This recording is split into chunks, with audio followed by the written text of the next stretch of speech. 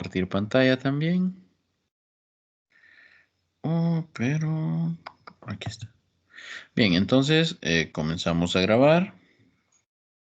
Es mi deber informarles que están siendo grabados y este video se subirá a YouTube. Bien, anteriormente habíamos estudiado las ecuaciones del movimiento para diferentes objetos que se aceleran, objetos que se mueven con velocidad constante y objetos que van en caída libre. Estas ecuaciones habían sido establecidas por Galileo Galilei, pero a estas ecuaciones pues les falta algo. Estas ecuaciones ya asumen que los objetos se están moviendo y no nos interesa el por qué estos objetos se están moviendo. Simplemente analizamos ya el movimiento. En el presente capítulo, capítulo 3 de su libro de texto, vamos a estudiar las causas del movimiento de los objetos. Y en este caso, estas causas del movimiento de los objetos lo vamos a llamar fuerzas o fuerza. Bien, ¿cómo se origina este concepto? ¿Cómo se originan estas leyes del movimiento de los objetos?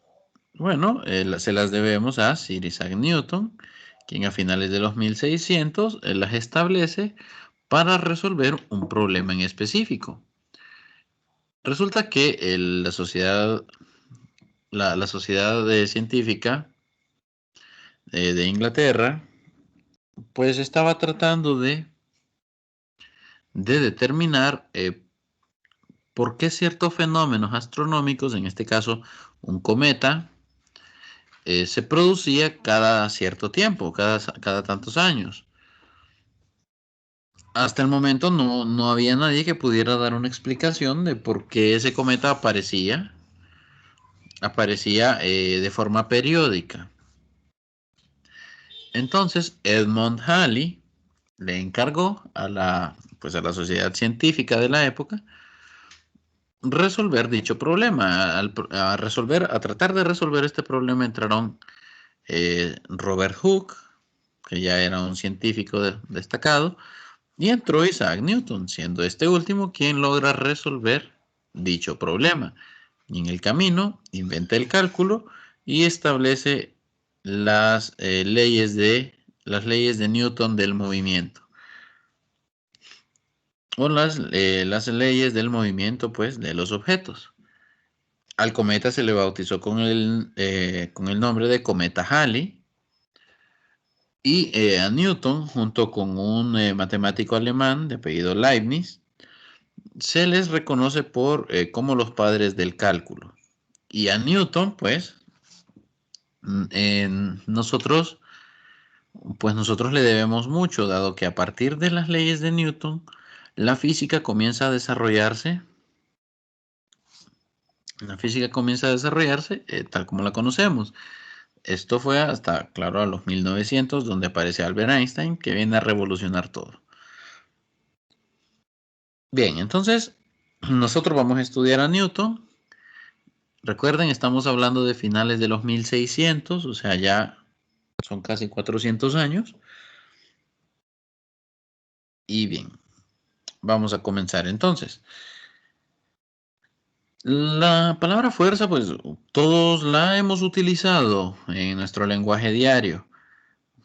Ya no tengo fuerzas. Eso solemos decir eso cuando estamos cansados. Ya no tengo fuerza. No tengo fuerza ni para levantarme todos los días a las 5 de la mañana. Eso seguro.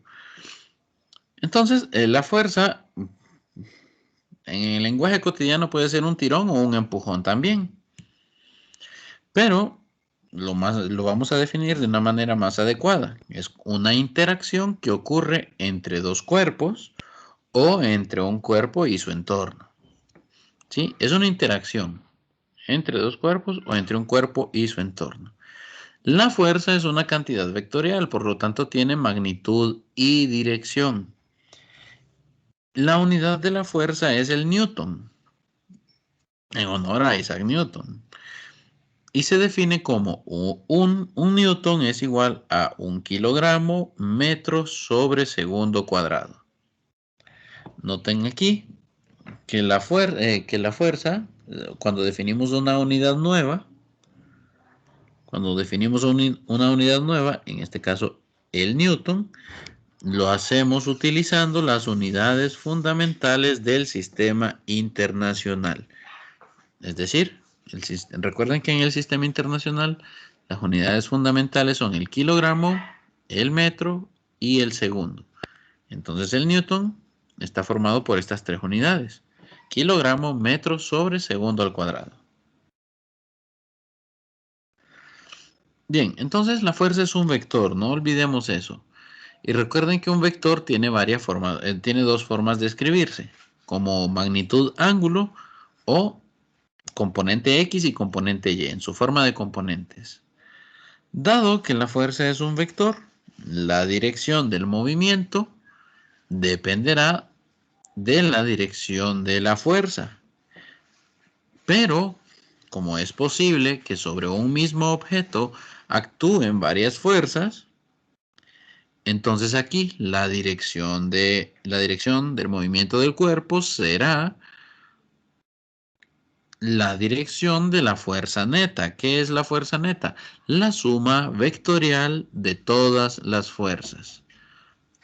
Eso es la fuerza neta, la suma vectorial de todas las fuerzas. Entonces, si la suma vectorial de todas las fuerzas sobre este avión resulta que apunta hacia abajo, si la fuerza neta apunta hacia abajo, quiere decir que el avión se cae, porque quiere decir que el avión se mueve hacia abajo. Pero si la fuerza neta apunta hacia la izquierda, quiere decir que el avión se mueve hacia la izquierda. Si la fuerza neta apuntara hacia arriba, significa que el avión se mueve hacia arriba. Entonces, la fuerza neta también podría venir en esta dirección o en esta dirección. Todo depende de el resultado de sumar estas cuatro fuerzas presentes. Bien, aquí entonces vamos a hablar del concepto de inercia. Bueno, la inercia sería la tendencia de los cuerpos a permanecer, si está en reposo, a permanecer en reposo, y si está en movimiento, a permanecer en movimiento. Entonces, esta tendencia que tienen los cuerpos le llamó inercia. Esto lo hizo Galileo. Aquí podemos ver un diagrama de cómo fue el experimento de Galileo. Recuerden que Galileo fue quien determina que dos cuerpos, sin importar qué masa, son atraídos con la misma aceleración. Sí, aceleran con tienen la misma aceleración, claro, en ausencia de aire, como vimos en el video del experimento de la bola de boliche y las plumas. Newton retoma entonces este concepto de inercia y lo relaciona con la masa. Viene Newton y dice, ok, entre mayor sea la masa de un objeto, más difícil es cambiar su estado. Si un objeto muy pesado está en reposo, es muy difícil ponerlo en movimiento. Y para lograrlo se necesita una mayor fuerza. Entonces, como se necesita una mayor fuerza para cambiar el estado del movimiento del objeto, se relaciona la masa con la inercia. Entonces, la masa es una medida cuantitativa de la inercia de un objeto. Entre mayor sea la masa, mayor es la inercia. Y si la inercia es mayor, quiere decir que es más difícil poner en movimiento dicho objeto, o si el objeto está en movimiento, es más difícil detenerlo o cambiar su dirección.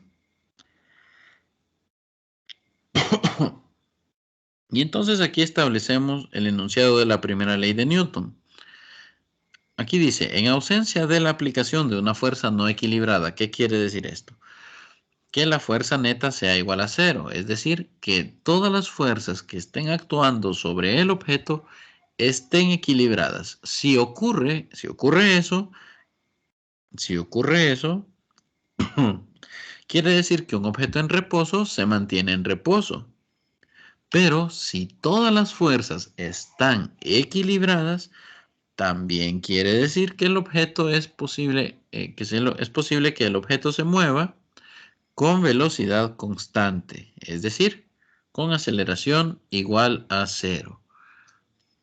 Entonces vean que la primera ley de Newton contempla el caso del movimiento rectilíneo uniforme establecido por Galileo. ¿Cómo se observa la primera ley de Newton? Recuerde que ahora estamos hablando de fuerzas y puede que hayan varias fuerzas sobre un objeto. Entonces, este símbolo que he encerrado en rojo, en color rojo, es el símbolo de sumatoria y esto se lee de la siguiente manera. La suma de todas las fuerzas que actúan sobre el objeto es igual a 0. ¿Qué significa? Bueno, si las fuerzas al ser vectores tienen componente X y componente Y, quiere decir que al sumar todas las componentes X de estas fuerzas nos dio 0. De la misma forma, cuando sumamos todas las componentes Y, también nos dio 0. Eso establece la primera ley de Newton, que al sumar vectorialmente las fuerzas que actúan sobre el objeto, el resultado es 0. Y recuerden, esto puede indicar dos cosas, ya sea que el objeto está en reposo o que el objeto se mueve con velocidad constante. Luego, para la segunda ley de Newton, esta es la que contemplará los casos de la aceleración constante que planteaba Galileo. Para la segunda ley de Newton, bueno, se aplica sobre objetos que cambian su movimiento, es decir, que cambian de dirección o que cambian de velocidad. Aquí tenemos 3 ejemplos, pero de estos 3 ejemplos, solamente en 2 se aplica la segunda ley de Newton. El ejemplo del ciclista es un caso de primera ley de Newton, porque la aceleración es 0. Pero en el caso del automóvil de color verde, cada vez va más rápido y por lo tanto su aceleración es positiva. En el caso del camión, cada vez va más lento, su aceleración será negativa. Newton entonces relaciona la aceleración del objeto con la fuerza neta que actúa sobre dicho objeto. Y él dice lo siguiente, la dirección que tiene la aceleración es igual a la dirección de la fuerza neta. Adicionalmente, Newton reconoce que la masa del objeto juega un papel importante, de manera que si se aplica la misma fuerza sobre dos objetos, acuérdense, la masa es una medida de la inercia. Si yo a dos objetos, un objeto ligero y un objeto muy pesado, yo les aplico la misma fuerza, la aceleración del objeto ligero será mayor que la aceleración del objeto pesado, porque el objeto pesado tendrá una mayor inercia, tiene una mayor tendencia a permanecer en reposo. Entonces, la aceleración del objeto pesado será menor. ¿Cómo se observa cómo se escribe la segunda ley de Newton? Bueno, podrán observar que es muy similar a la primera ley de Newton, pero ya no igualamos a 0, sino que igualamos a la masa por la aceleración. Y recuerden que la aceleración es un vector, por lo tanto puede existir aceleración en X y aceleración en Y. Pero también es posible, aquí estamos hablando de un objeto que se mueve en X y en Y, pero también es posible que el objeto acelere en el eje X, pero que no se esté moviendo en el eje Y. Y entonces, si el objeto no se mueve en el eje Y, la aceleración es 0.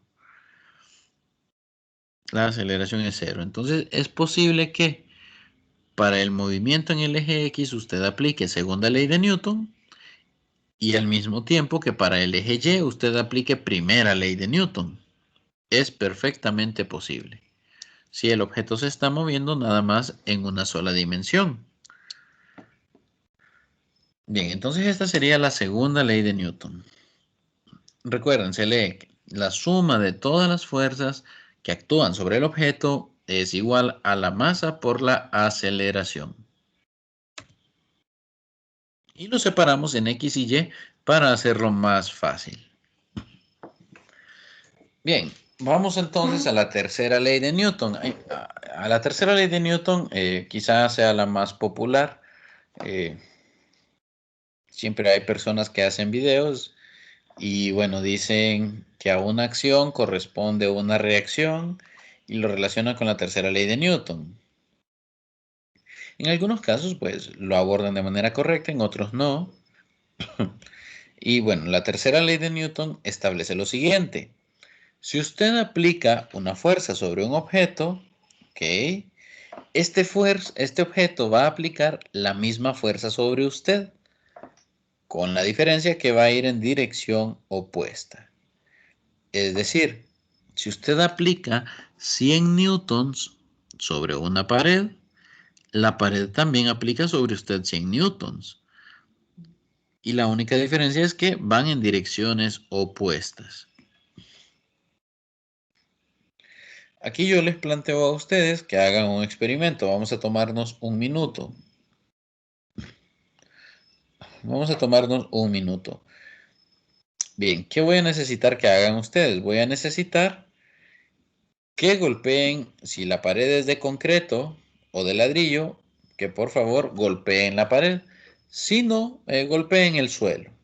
Golpeen el suelo. Lo más fuerte que puedan. Golpéelo lo más fuerte que pueda sin quebrarse sus huesos. Lo más fuerte que pueda, golpéelo.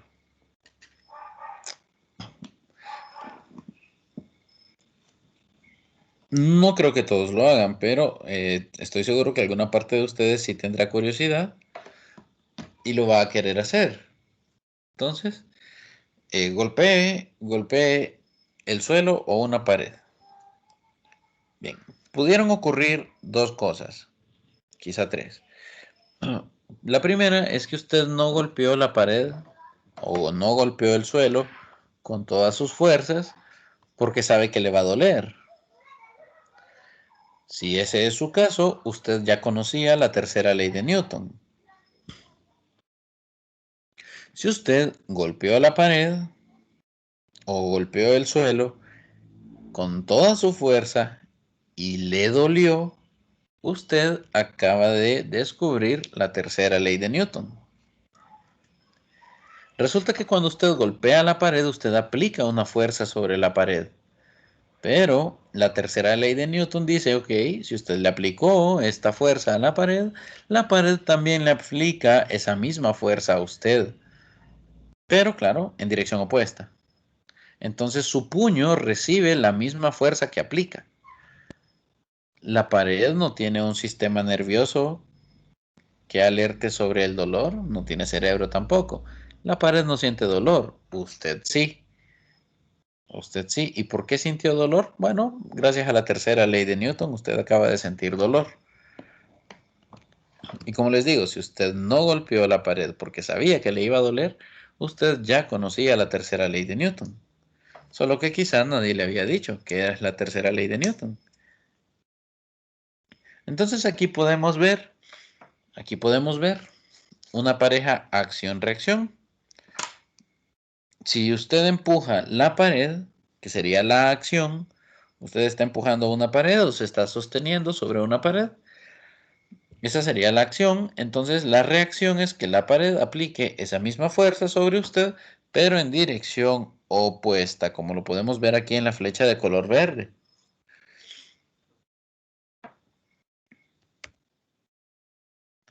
Bien, ya habiendo visto las tres leyes de Newton, bueno, falta que conozcamos, ok, ya usted, el licenciado, ya usted nos dijo que las leyes de Newton suman fuerzas, bueno, sumamos fuerzas y en la primera ley de Newton igualamos a cero, ok, y en la segunda ley de Newton igualamos a la masa por la aceleración, está bien.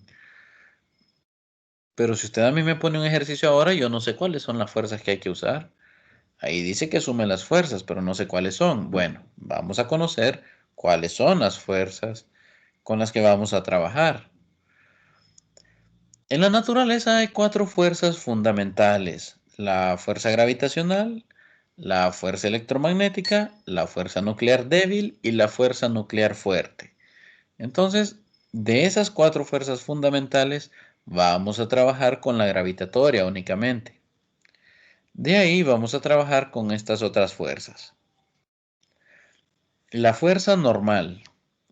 Esta es una fuerza que ejerce la superficie sobre un objeto que está apoyado en ella. Por ejemplo, aquí tenemos una caja que descansa sobre el suelo. Entonces, al estar la caja apoyada sobre el suelo, experimenta una fuerza normal, pero esta fuerza normal tiene una característica. Es perpendicular a la superficie donde está apoyada el objeto. Perpendicular quiere decir que forma 90 grados con respecto a la superficie. Entonces, incluso si la superficie está inclinada, se forman esos 90 grados.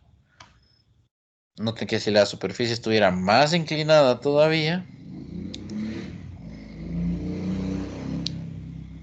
siempre habrían 90 grados.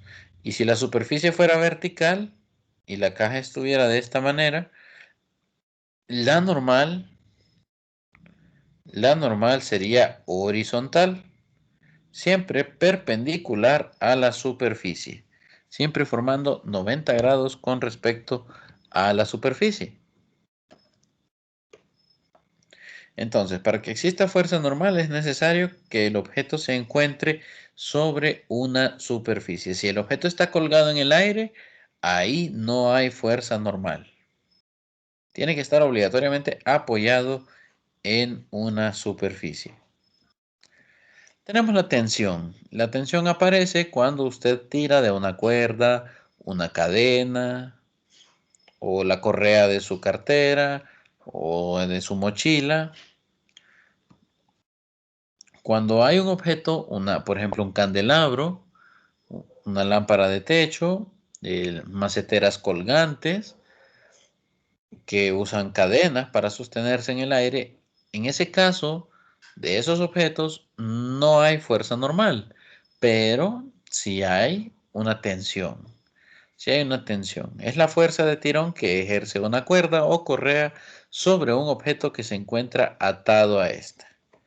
Entonces, noten ustedes que la fuerza normal, tanto la fuerza normal como la tensión, no hay ecuación. No tenemos ecuación aquí. Aquí no hay fórmula, ¿sí? No hay fórmula. Entonces la tensión aparece cuando hay una cadena, hay una cuerda de donde se puede tirar. El peso. Ok, esta es la fuerza gravitacional. El peso es la atracción gravitacional que el planeta Tierra ejerce sobre un cuerpo. Masa y peso no son lo mismo. La masa es una cantidad que nosotros medimos en kilogramos. El peso es una fuerza. Y por ser una fuerza es una cantidad vectorial. De forma que peso y masa no son lo mismo. El peso es vector, la masa es escalar.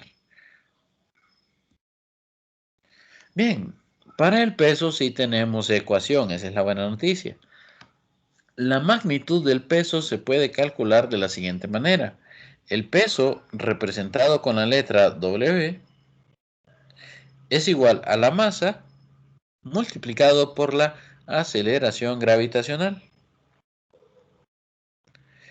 Y esto es importante, la dirección del peso siempre es hacia abajo. La dirección del peso siempre es hacia abajo.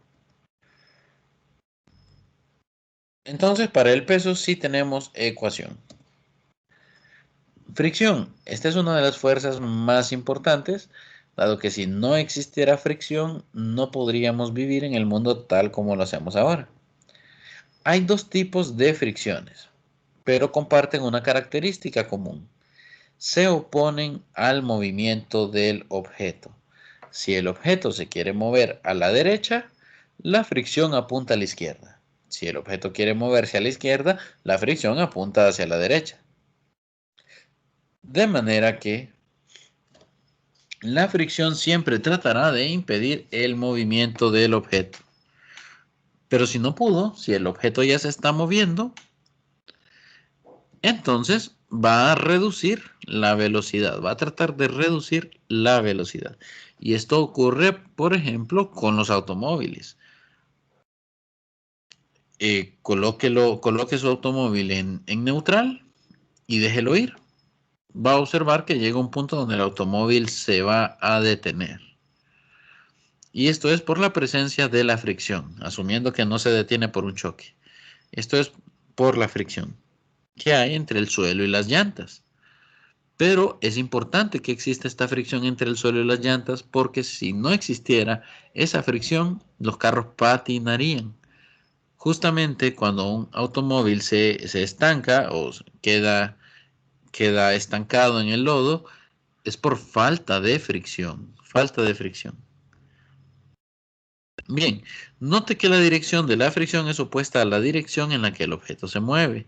Hay dos tipos de fricciones, estática y cinética.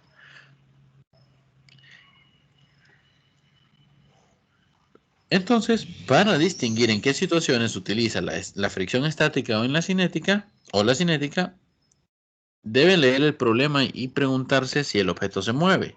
Si el objeto se mueve, fricción cinética. Si el objeto no se mueve, fricción estática. Y para la fricción también tenemos la siguiente ecuación. Tenemos la siguiente ecuación. Dice que la fricción es igual al coeficiente de fricción multiplicado por la normal. Si usted está trabajando para encontrar una fricción estática, usa el coeficiente de fricción estática. En cambio, si usted ya está trabajando para encontrar la fricción cinética, entonces usted utiliza el coeficiente de fricción cinética. Todo depende con qué fricción esté trabajando. Todo depende si el objeto se mueve o no se mueve. Eso se lo va a decir a usted el enunciado. Entonces, la letra griega mu es el coeficiente de fricción estática o puede ser cinética. Es un número que no tiene unidades y es una medida de qué tan áspera o qué tan lisa es una superficie. N es la fuerza normal. N es la fuerza normal. Y entonces yo le hago notar lo siguiente. La magnitud de la fricción se puede encontrar. Aquí está la ecuación. Solo hay un detalle. La normal, para la fuerza normal, no hemos definido ninguna ecuación. Para la fuerza normal no tenemos una ecuación. Podemos ver la diapositiva. Usted puede ir a buscar en el libro y va a observar que la fuerza normal no tiene ecuación. No tiene. Y entonces,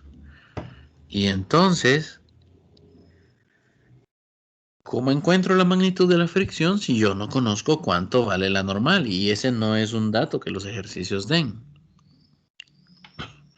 Bien, para encontrar el valor de estas fuerzas, tanto la tensión como la normal, de las cuales no hay una ecuación, para encontrar dichos valores, vamos a tener que asistir a la clase del día de mañana. Esperando que haya sido de su agrado, vamos a detener la grabación.